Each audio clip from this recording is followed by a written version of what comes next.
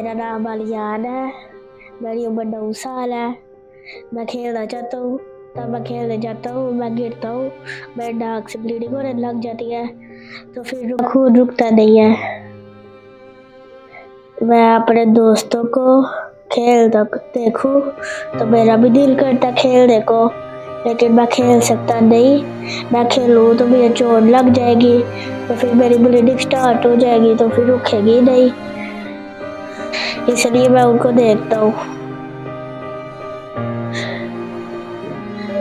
मैं पहले हमेशा दर्द में रहता था।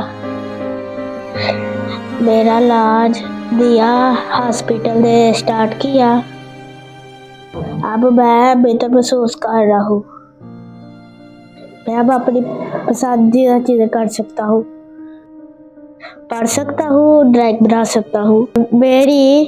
मैं जैसे दूसरों बच्चों की भी मदद करे।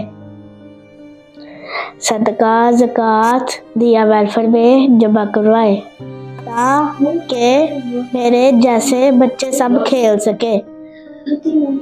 रमज़ान के इस मुबारक महीने में अपना सदका और ज़कात इन बच्चों के लिए दीजिए।